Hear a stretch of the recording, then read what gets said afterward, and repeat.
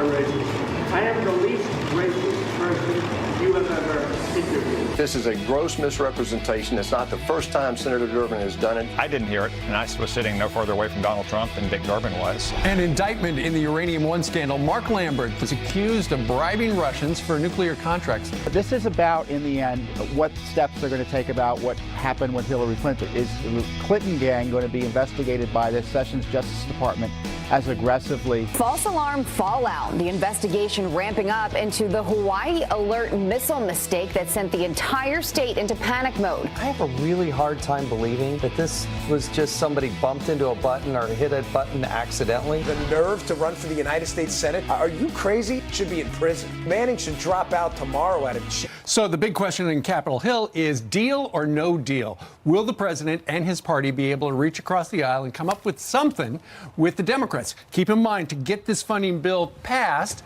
a number of Democrats have said they've got to have a DACA deal. Well, yesterday, there you see the President of the United States going to his fancy golf course, Trump International in West Palm Beach, with Kevin McCarthy, the House Majority Leader, and he was asked by reporters who were right there, so, Mr. President, can you deal with the Dems on DACA? And here's what he said.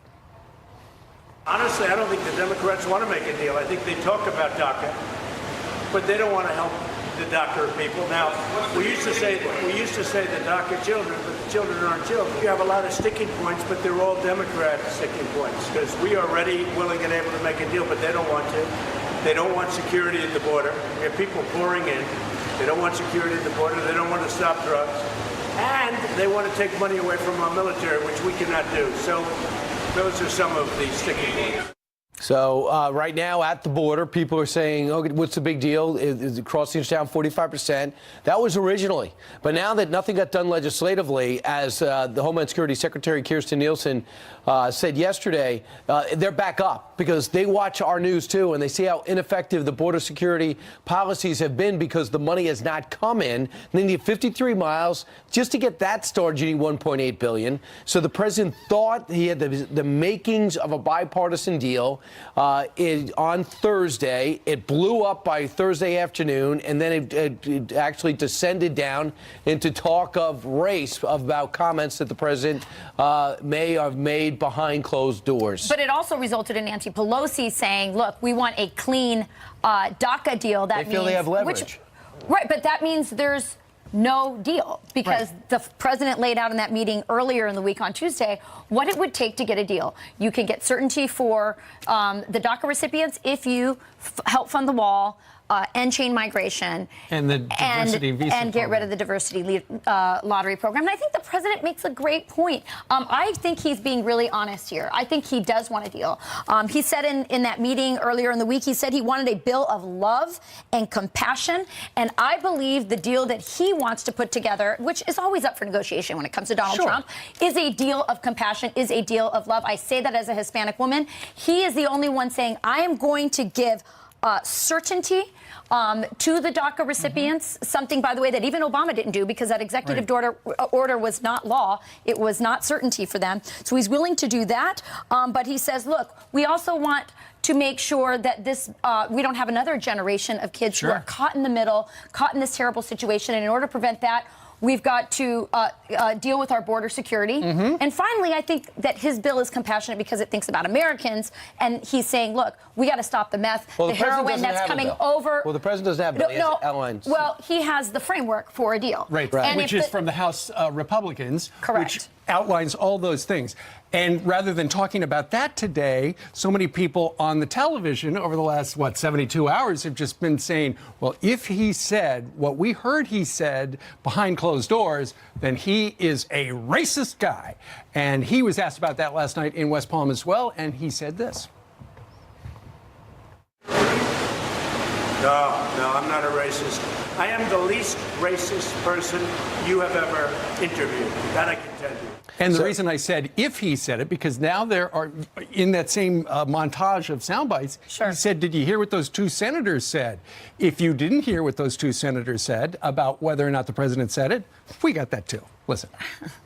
I'm saying that this is a gross misrepresentation. It's not the first time Senator Durbin has done it, and it is not productive to solving the problem that we have at hand. I didn't hear it, and I was sitting no further away from Donald Trump than Dick Durbin was.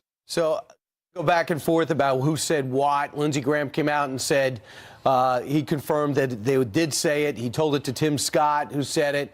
These guys said they didn't hear it, but it took them 15 hours to say it. It even took for the president 15 hours to deny it. Bottom line is, unfortunate comments were exchanged behind closed doors where you thought it might stay if you're a negotiator. Having said that, looking at everything, put everything in the rearview mirror, you got 5 days to come up with a deal. Now, as much as you might say to yourself, I agree 100% with Tom Cotton, he only has 51 votes. What are you going to do to get 9 more? And for real people who really want to help the DACA recipients and really understand that it's compassionate to seal the border so we don't have another generation of them to step forward. And remember, this was a self-appointed group of senators. They weren't leadership appointed. Mr. President. There's other groups that can get put together. But what's wrong with...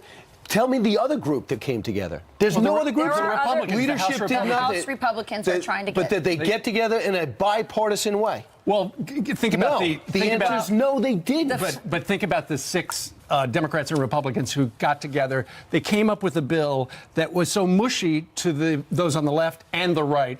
The president said, I'm not going to get anything I want right there. Negotiate. Sit there and go, I need more border money. Right. Well, I need a better job on chain migration, and don't get out of the room until you have a deal. But, Brian, unfortunately, with this Congress, things are so polarized. The Democrats do not want to give the President of the United States any win. They don't want to give him any win, and they want to talk about race because that's an easy subject for them. That's how they can just scuttle the whole thing and talk about race because they think that's what. I thought Tuesday they were willing to talk. And they're using the Dreamers. They are using the Dreamers. Were they acting on Tuesday?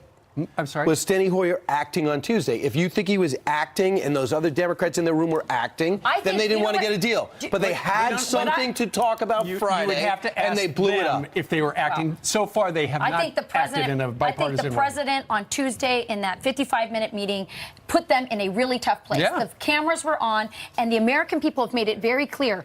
The reason why the Dreamer situation hadn't been solved in the past was because the American people said, we care about them, but we also want to make sure we solve the problem so it doesn't happen again. The only way to do that is for everyone to come together, and I think the president said, even on his Twitter account this weekend, I want to make a deal. Here's the framework. Make it happen. Sure. Well, they're all supposed to get together 2 weeks from tomorrow for the State of the Union. But so far, 4 Democrats have said, including John Lewis, said, you know what, given the president's comments, not gonna go. It's not surprising. He's going out of his way to call the president illegitimate. He said the Russians put him in. But now he's saying he's a racist. It would be a bigger story if John Lewis showed up. So anyway, a number will be boycotting the State of the Union. All right. It's really sad. An action-packed first Monday today. And now it's time for the news with Jillian. Good morning to you guys. Good morning to you at home. We do have a Fox News alert, an incredible video to show you. Dozens of people are hurt after a balcony collapses at the stock exchange in Indonesia. Take a look at this video capturing the moment the floor gave way, sending people and chunks of debris falling to the floor. Scary scene. Many of the victims college students on a study tour. One of them claims they felt a tremor before the collapse, but the official cause is still unknown. Terrorism has been ruled out. There are no reports of any deaths. Also breaking right now, several people shot on a California freeway. Police in San Francisco say up to 6 people were injured on Interstate 280 early this morning. Several victims calling 911 before taking themselves to the hospital. No word yet on their conditions. A suspect and the motive still unclear.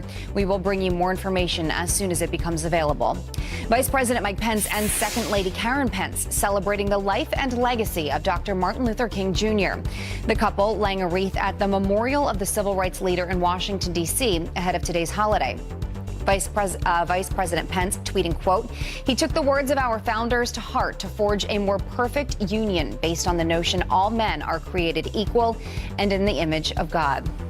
All right, how about this? Holy Echo Batman. Sarah Sanders calling on Amazon for the smart device. The White House press secretary tweeting, Alexa, we have a problem if my 2-year-old can order a Batman toy by yelling Batman over and over again into the Echo. That toy, by the way, not cheap, running nearly $80. The Echo device has an option to buy items from Amazon by speaking into it. The company has not yet responded. But I guess my question is, will they keep the Batman toy? Right. Great question. And how many did they get? Right, like exactly. 25? I think the according bigger to question Jeanine, is just one. why does Sarah Sanders have Alexa? I mean, I wouldn't put it in my home. I don't have one. My They dad listen- does. They listen to you all the I time. know. I wouldn't I have one. can't. of those. They must be bored to tears. So, okay, nothing exciting happens here. Or they could just Yeah. make it voice recognition for adults. Just have the voice recognition so no Does that work? 2-year-old can order it. Oh, you mean Well, they if you should have a high invent that? voice. Yeah. I thought you meant there was a switch. I'm not sure there's a scientist in a lab coat right now trying to invent it. Meanwhile, 12 minutes after the hour, President Trump is facing endless attacks from the media. Facing charges that he is a racist. Trump's racially charged remarks behind closed doors have critics calling him a racist. But our next guest sat down with him, the president, more than 15 times, and he sees it a whole lot different. Plus, a car crashes into the second floor of a building and gets stuck there. How does that happen? Well, we're going to show you.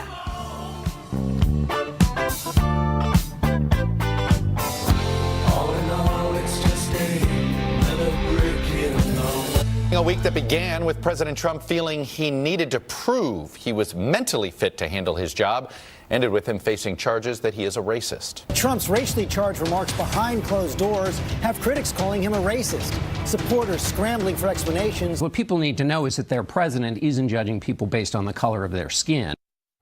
Well, despite the constant attacks, our next guest argues the president is not the man described by the media over the weekend. David Brody is the host of Faith Nation on Christian Broadcast Network, and he joins us now with more. Welcome. Thanks for having me. And this is Martin Luther King's day. You know the president well. Tell us who is the president that you know versus the one we're seeing in so many of the media coverage. Well, folks, look, he may be politically incorrect, but to call him a racist is a bit ridiculous, quite frankly. Look, I've interviewed him roughly 15 times. I think it's north of 15. I interviewed him 9 times on the campaign trail, once as president of the United States. Talked to his family, talked to people that know him well. They'll say what the media is doing, describing him, is nowhere near what he's like at all. Now, important to note, that clip, that montage you just played, I was on Meet the Press yesterday, and they kind of cherry-picked all these clips. But I got to tell you, what about in 1986 when he won an award, the Ellis Island Medal of Honor Award for Diversity and Tolerance? By the way, who also won that award? Rosa Parks, Muhammad Ali, they were all right there together. There's a picture and everything. So that's not part of their narrative. And there's a lot of other elements as well, not part of the narrative, too. Well, David, how do you square with what he may or may not have said? Because we've got 2 U.S. senators who were there, said that he didn't say that, or it was a gross misrepresentation. Then you've got the Secretary of Department of Homeland Security said she didn't recall it. Is there a difference regarding that? It does appear that the wordage may not be exact, but the words kind of added up to that, they say.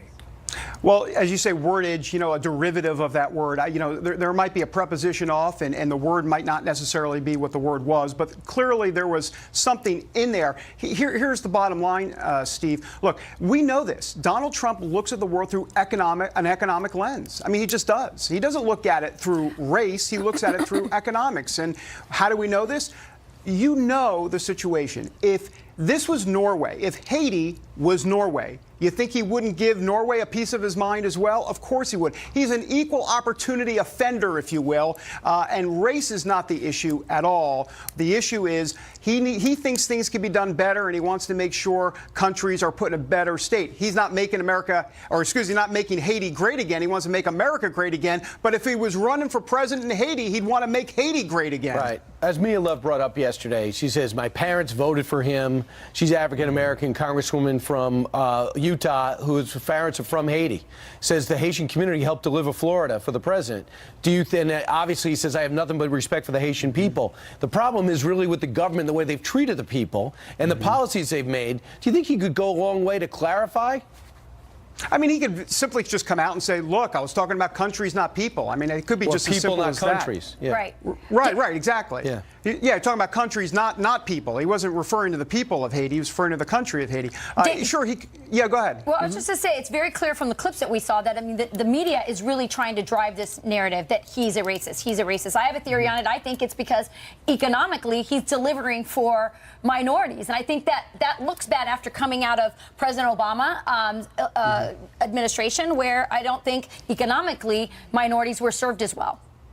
Yeah, I agree. And if you look at the unemployment rate, obviously African-American unemployment rate at a historic low. Look, the bottom line is they're making this guy out to be a racist and mentally unstable, all this. Look, by the way, the last time I checked, when it comes to racism, usually that is a present for 20, 30, 40 years. With Donald Trump, you know who's one of his best friends? Oprah. You think Oprah would have stood for that for 30 years? I don't know about that. All right, David Brody, we thank you very much. Senator Rand Paul coming up next. All right, time for some quick headlines on this holiday Monday. First up, North and South Korea hammering out details of the rogue regime's participation, perhaps in next month's Winter Olympics. The North requesting to send an art troupe to perform at the Games, which the South has yet to accept. The two sides also discussing creating a joint ice hockey team. They're going to meet again on Wednesday. And Dennis Rodman probably won't be making any trips to visit his so-called friend Kim Jong-un in North Korea anytime soon. The former NBA star arrested in California on suspicion of driving under the influence. Cops say he blew over the legal limit in a breathalyzer test. Rodman's agent says he struggled with alcoholism on and off for more than a decade. All right, Rachel and Brian, over to you. Canadian Prime Minister Justin Trudeau let Canadian pro-lifers know exactly where they stand. An organization that has the explicit purpose of restricting women's rights by removing rights to abortion is not in line with where we are as a government and, quite frankly, where we are as a society. In Canada. So what message is he trying to send to us, maybe? Here to discuss this, Jeanine Mancini, president of the March for Life, which is being held on Friday in Washington, D.C. What's your reaction to Prime Minister Trudeau? Honestly, I think he's a little bit out of touch. He doesn't need to look far to see that 8 out of 10 Americans for the last 10 years have wanted to limit abortion more than it's limited, at least in the United States. And mostly, I'd love to extend an invitation to the Prime Minister to come to the March for Life on Friday, because he will see who's really out of touch with mainstream America. Well, it's pretty ironic because this was for a youth summer program, right? I've been to the March for Life. It's a very young movement. It's filled with young people. It's amazing. It's also a pro-science movement. I have 8 kids, Jeannie. I've seen a 4D ultrasound many times. And it strikes me whenever I see those that the pro-choice movement are really anti-science. Absolutely. It's pro-science, it's pro-love, it's extremely positive, and you're right, Rachel, it's primarily young people.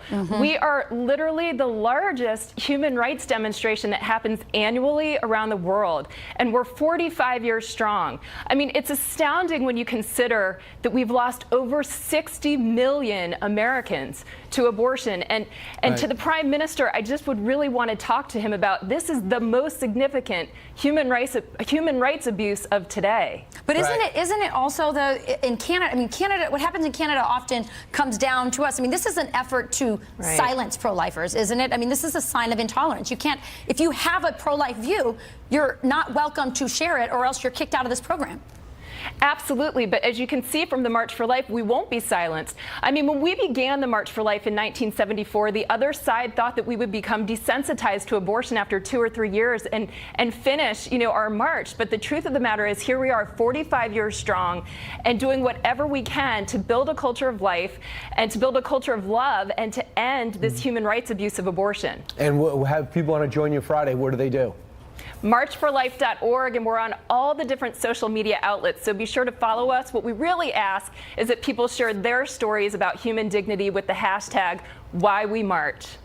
It's wonderful. Thanks so much for joining us and for spreading your message, and I hope everybody gets to go see the march and that they get the coverage they deserve at that event, media-wise. You got it. Thank you, Jeannie. the left attacking President Trump as a racist. But Senator Rand Paul says that's unfair. I know for a fact that he cares very deeply about the people in Haiti because he helped to finance a trip where we were able to get vision back for 200 people in Haiti. The senator joins us live next. Plus, she was convicted of leaking top government secrets when she was a man. Now Chelsea Manning's running for Senate. Wait until you hear what Dan Bongino has to say about this. She'll be a Democrat. The President of the United States is racist. We now know that we have in the White House someone who could lead the Ku Klux Klan. We grapple every day with what it means to have a president stained by racism. We've come so far, we made so much progress, and I think this president, is taking us back to another place. I think he is a racist. So there you've got some of the Sunday morning talk yesterday about the President of the United States referring to him as racist, given what he may or may not have said behind closed doors. Let's bring in a Republican senator from Kentucky. Rand Paul joins us right now from Bowling Green. Senator, reportedly behind closed doors on Thursday, the president said something about Haiti and some other countries. And he has since been accused of being racist because of those comments. Tell us what the president, then businessman Donald Trump, did for your organization regarding Haiti a couple of years ago. We know all these crazy, over-the-top criticisms or accusations against the president don't fit with the president that I know. When I went to Haiti a few years ago, I went on a medical mission trip, and we did cataract surgery for about 200 people who were largely blind before their surgery. I asked for donations before I went on the trip, and one of them was to businessman Donald J. Trump, who not only helped with the trip to Haiti, but also helped with a previous trip that we took to Central America. So really, I think it doesn't do anybody any good. It's, you know, there's a name for this. It's called ad hominem. It's attacking the person. And so nobody wants to be called a racist. Yesterday, because I mentioned these medical mission trips on a Sunday morning program, Twitter was filled with hatred towards me, wishing me violence. I'll bet you I read 24 tweets wishing me violence. I read a half a dozen, maybe couple dozen more calling me a racist. And so it really doesn't make the dialogue any better in our country. In fact, you know, I think it makes it more likely for there to be violence out there if we're talking about how we hate each other when, in fact, it's not really true. Senator, a couple of things I think are significant. Number one, just ironic. The reason why people thought Donald Trump would be such a strong presidential candidate is because so many minorities, he rated so high with minorities, especially African Americans, when he was in the private sector and when he was host of The Apprentice. That seemed to have switched when he came out and officially became a Republican. But where we go from here, I think, is key. What do you think happens? The blow up on Thursday, the reaction on Friday, the weekend people just vent. So we got till Friday to fund the government. What do you hear could happen? How does this play out? You know, I think the immigration debate is sort of separate, hopefully, from funding of the government. But that's a question. Will the Democrats hold up spending and funding of the government over this issue? I've always still thought immigration was going to be settled separate from the spending issue. I still think it will be and should be. I also think that it depends on Democrats really compromising on this. I've seen the immigration debate for 6 or 7 years that I've been in Washington as really being sabotaged by Democrats because they've been unwilling to compromise. They pass and they say we want what we want. And I've been to their leadership and I said, look, I'm willing to compromise on the DACA, on these children who came here with their parents but did actually come here illegally. I'm willing to compromise on that. But we have to have rules that we do enforce. And if they're willing to have new rules, new border security, ending chain migration, having a more merit-based system to bring people into this country, more work-based system, I'm all for that. But if they're not willing to compromise, they're going to sabotage it themselves. Well, isn't that what all this racist talk is about? Not coming to a deal, grandstanding, politicizing, racializing the issues so that they don't get a deal. Because if you really wanted one, the framework was set up in that meeting last week on Tuesday that was televised. Senator? Well, the thing is that, you know, we can have disagreements based on policy, but once we make it attacking the person and calling a person a racist, it kind of destroys the dialogue. And if Democrats only care about destroying the dialogue and care about playing the race card in the election of 2020, and we're going to do this for 3 more years now, I think the people would rather us have a civil discussion, have some disagreements, have honest debates. Look, I have honestly debated the president. I've opposed some of his appointments. I've opposed overreaching reach on FISA and other intelligence. And so I have honest disagreements with the president, but I think calling him names and letting it degenerate to the schoolyard stuff doesn't do anybody any good. Yeah. Senator, you just mentioned FISA. Intel chair over in the House, Devin Nunes, says that he has seen with his own 2 eyes that apparently the FBI and the Department of Justice abused the FISA rules. And he has not really specified exactly how, but nonetheless, this is one of the things that he's worried about. It's one of the things that you're worried about, how our government spies on Americans. Yeah, and the FISA program I actually do favor. This is spying on foreigners in foreign lands. We do this to protect our country. Apparently, there's a great deal of value in it, and we find out a lot. But what also happens is as millions of Americans are caught up in the system, either accidentally or incidentally, all I'm asking is that we don't look at the Americans' information without a warrant. Now, if an American's talking to a terrorist, obviously they get caught up, and I have no problem with that. What I'm talking about is that the database just has millions and millions of people in it, and you going and typing in Americans' names. We shouldn't be able to do that. We also shouldn't be using it for domestic crime. And I think that's a real problem. It's collected without the Constitution, which is fine for foreigners in foreign lands. But if you're not going to use the Constitution to collect the data, it shouldn't be used domestically for domestic crime or accusations of domestic crime. So, Senator, here's a scenario. It actually really happened. You have this guy who came on chain migration, but he's here legally. He decides he loves ISIS, and he's going to run over people on a bike path on Halloween. We want to quickly find out who he spoke to. If we of course don't know who he is, but we can go back through his phone records and find out who he spoke to, were there any international conversations going. If we don't take them all in, would we be able to unwind who he spoke to? Well, here's the thing is, we're not talking about blocking any information that is collected. So we're not saying block the information that's collected. We're just saying to search it. You know, if somebody's smoking pot in New York City, we don't want them searching a database on foreign intelligence to convict somebody of smoking pot. Sure. That's what we're talking about. We're not talking about if this terrorist, the guy that did mow down people in New York, instantaneously people are looking at his phone records, and we're all for that. And if it really probably wouldn't be part of FISA, though, because FISA is on foreign terrorists. What would happen immediately, and probably did in this case, is within 30 minutes or within minutes, somebody's calling a judge and saying, we found this guy who just killed 10 citizens, and they're looking at every bit of his phone calls within 10 minutes, probably, though, with a warrant. And warrants really it's a step to keep checks and balances. Look, at the FBI right now, we have somebody who he and this Peter Strzok and his mistress were talking to somebody named Andy, perhaps the second in charge of the FBI, about fixing the election and keeping Donald Trump from being elected. That shows that men and women can be biased, and we need more oversight, not less oversight. And also the worry is, with the Americans' names masked, if somebody unmasked it, like reportedly happened at the end of the last administration, that's very troubling. Senator, thank you very much. Thank you. Senate votes this week. Meanwhile, 21 minutes before the top of the hour, here's Jillian. Hey, Jillian. That's right. Good morning, guys. We do have some breaking news, so let's get right to this Fox News alert. One woman is dead following the casino boat fire off the coast of Florida. A hospital now confirming the woman became ill hours after the emergency, but it's unclear how she died. 50 people were on the boat when it went up in flames, forcing dozens to jump ship off the coast of Port Richey. Police say the Sand Cruz casino boat experienced an unexpected engine issue. 14 other people were hurt. Incredible video of a speeding car going airborne, slamming into the second floor of a building. Just watch this. Surveillance video shows the driver hit a divider in the street before launching into the air and sparking a fire in a dental office in California. And take a look at the aftermath. The car stuck inside the front of the building. Both people in the car were treated for minor injuries. The driver was arrested and told police he was on drugs. Government secrets leaker Chelsea Manning is running for Senate in Maryland. Them anymore. We can do better. You're damn right we got this.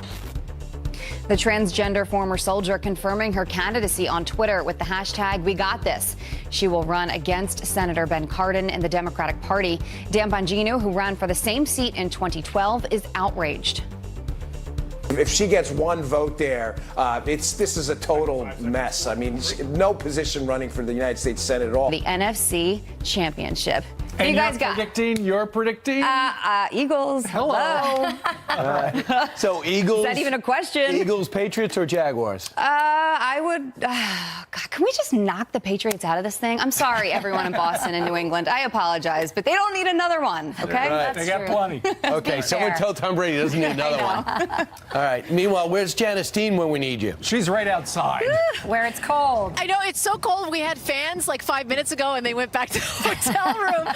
Come back. Keep me warm. Let's take a look at the temperatures because, man, it is cold out here again today, especially across the East Coast and the Midwest and the Great Lakes. As far south as the Gulf Coast, where they're going to be getting some snow from this Clipper system. So that's the last 12 hours. Not a big storm, but it certainly could bring the potential for snow from anywhere from Houston to Corpus Christi all the way up towards those Great Lakes. And then we're going to watch the possibility for this snowmaker to move in towards the Northeast, including New York City tomorrow night into Wednesday. Thank goodness for winter storms, because without them, you wouldn't need me.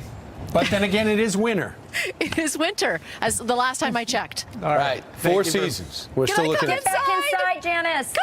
Coming! All right. Meanwhile, the FCC launching a full investigation after that false missile alert sparked widespread panic in Hawaii. The goal? Make sure it doesn't happen again. We're live in D.C. with the latest next. And start your engines. The Car of the Year winners were just announced at the Detroit Auto Show, and we've got top rides coming up.